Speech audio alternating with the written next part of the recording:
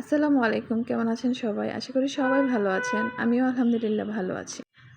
আজ আমি আপনাদের মাঝে নিয়ে আসলাম একটি সবজি ভাজির রেসিপি। আশা করি সবাই দেখবেন। ভাজিটি রান্না করার জন্য আমি কয়েক রকমের সবজি নিয়ে নিয়েছি। এই তো এখানে কাঁচামরিচ আছে, পেঁয়াজ কুচি আছে, কতগুলো ছোট ছোট করে মুরগির মাংসও কেটে নিয়েছি। এই তো কড়াই বসিয়ে দিলাম চুলায়। কিছু সরিষার তেলও দিয়ে দিচ্ছি, প্রায় 2 টেবিল চামচের মতো হবে। তেলটা হালকা গরম হয়ে যাওয়ার পরে দিয়ে দিলাম এখানে কিছু পেঁয়াজ কুচি, কিছু কাঁচামরিচ ফালি,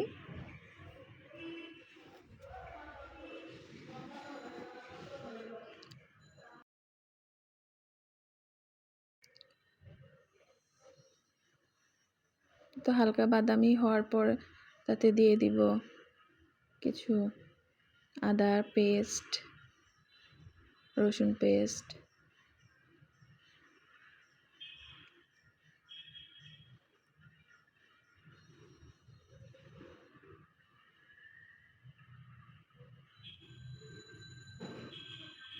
কিছু ভাজা ভাজা হওয়ার পর তাতে দিয়ে দেব মরিচের গুঁড়া,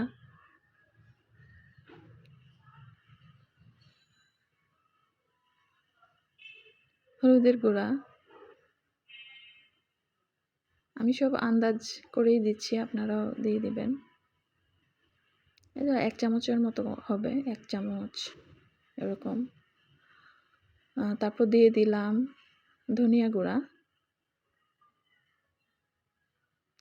তারপর দিয়ে দিলাম কিছু জিরা গুঁড়া,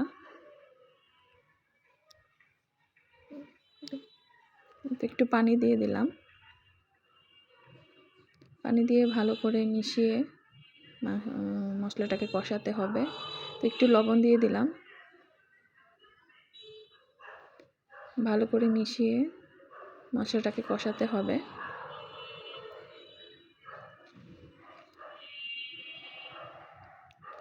আমি একটু আচার দিয়ে দিলাম।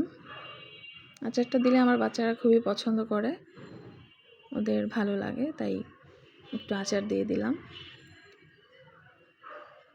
এই তো মশলাটা কষানো হয়ে গেল। মাশাআল্লাহ, অনেক সুন্দর কালার হয়েছে। এই পর্যায়ে দিয়ে দিলাম ছোট ছোট টুকরা করা মুরগির মাংস।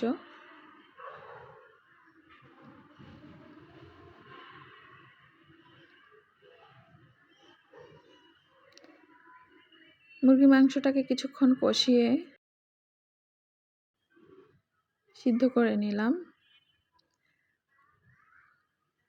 এখন দিয়ে দিব সবজিগুলো। এখানে আছে গাজর, ফুলকপি, আলু, বরবটি। আপনারা চাইলে অন্যান্য সবজিও দিতে পারেন। আমার বাসায় এগুলো ছিল, তাই আমি এগুলোই দিলাম।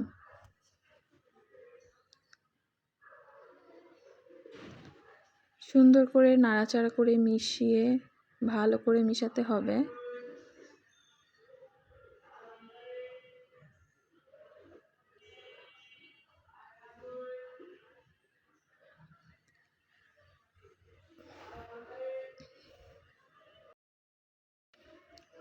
ভালো করে মিশিয়ে এই পর্যায়ে আমি ঢাকনা দিয়ে ঢেকে দিব।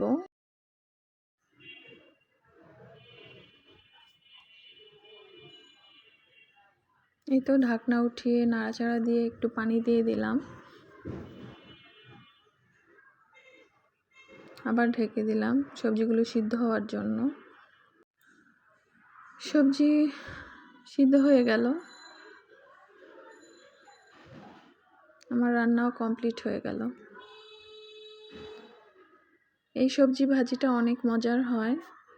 এতে এই ভাজিটা দিয়ে আপনারা সব কিছু খেতে পারবেন, ভাত, রুটি, পোলাও সব কিছু দিয়েই অনেক মজা লাগে।